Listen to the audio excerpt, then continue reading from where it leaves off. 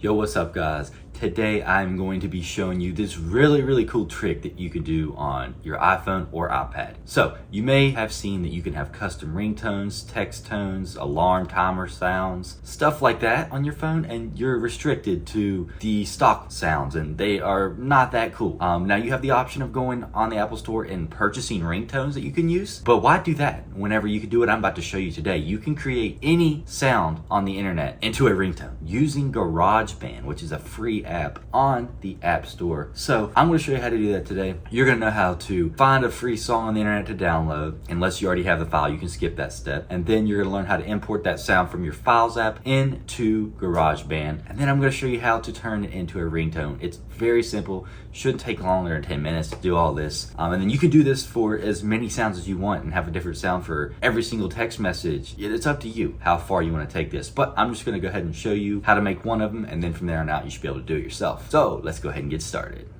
Okay, to begin, you're going to want to make sure that you have a file to work with. Otherwise, you'll have nowhere to get the sound from. So I download my songs from SoundCloud, and you need to use an external web application to do that. So all you have to do is go to the songs page that you want. Make sure it's the individual songs page. Go up to the top, copy that URL, and then we're going to go to this app, sclouddownloader.net. And here, you just paste that URL and hit download. That'll take you to another page where you just hit download track and then download. After you have downloaded your file, you will find it in the Files app. You want to make sure you're in the section that says on my iPhone and then go to downloads, and you'll see it's the very first thing right here with that orange dot next to it. That's the file. And you're going to want to know where that is. That way you can import it whenever you open GarageBand. So once you open GarageBand, it's a free app you can download. You want to hit the plus sign to start a new song. And we're going to just select audio recorder. You can pick any of these really because it doesn't matter. We're just going to do our own thing. But I just start with the audio recorder. And the very first thing you want to do once you get in here is hit this third button at the top right there. That will switch the view to this timeline where you can import. Now before you import, you see this plus sign over here on the right. Hit that.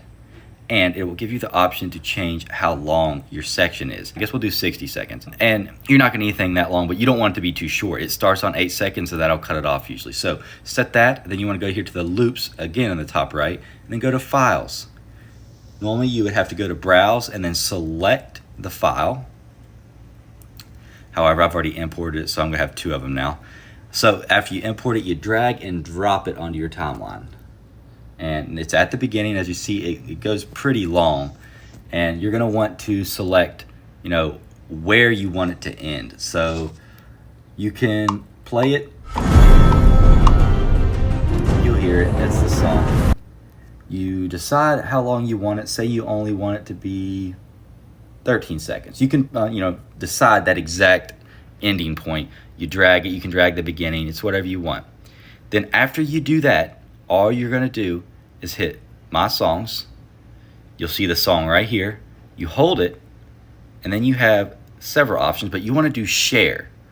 And it gives you 3 things you can do here. You want to share it as a ringtone, and your ringtone needs to be 30 seconds or less and will be automatically shortened to the appropriate length. Okay, but before we do that, that way it's organized, one thing I like to do is I like to rename.